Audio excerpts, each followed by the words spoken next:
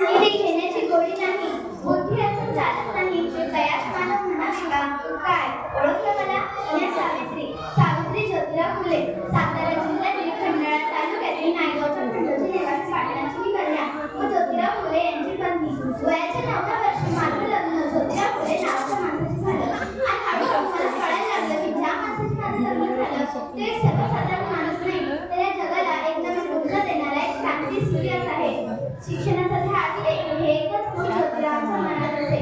त्यावेळी कसं बायांनी घरातून मुलं ओलांडायची पद्धती होती. बाईच्या जाती कसं आपण भलं, आपलं घर भलं आणि आपली चूल केली. स्त्री पुरुष असा एक भेदभाव असायचा आणि या समत्यावर एकच उपाय आहे, तो म्हणजे शिक्षण. शिक्षणाचा ध्यास आणि प्रसार हे एकच गुण ज्योतिरावांच्या मनात असे. असंच एकदा शिक्षणाचा प्रसार करण्यासाठी ते एका शाळेत गेले होते.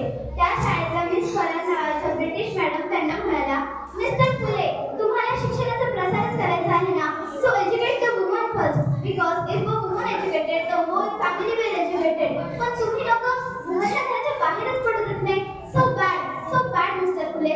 झालं, ते आले, पाटी पेन्सिल घेऊन आले आणि मला म्हणाले, सावित्री, आजपासून मी तुला शिकवणार. सुरू झाला माझा अभ्यास. वेदने 4, वेदने 6, काना, मात्रा, उकार, वेलांटी, सारं. मी लिहायला शिकले, वाचायला शिकले आणि बघता बघता काव्य सुद्धा रचले.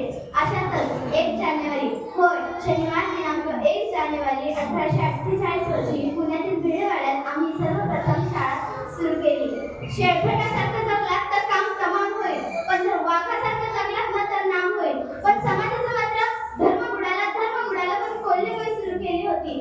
अहो, एखाद्या सामान्य माणसाने शिक्षण घेतलं तर कोणता धर्म उडतो?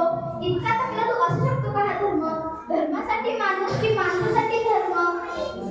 मी शाळेत जाताना शेण फेकलं, सहन केलं, दगडं फेकली, सहन केलं, शिव्या दिल्या, थुंकलं तरीही सहन केलं. पण आता माझ्या सहनशीलतेचा अंत झाला होता आणि अचानक एक धतिंगड माझ्यासमोर येऊन मला बोलतो, अगं ये तेवढे कुठे निघाली? आधी आमच्या पोरीबाईंना शिकवणं बंद कर. तुला तुझे अब्रू प्यारी किती शिक्षण कधी त्याला माहित नसावं. आम्ही सुद्धा ज्योतिराव पैलवानांच्या पत्नी आहोत.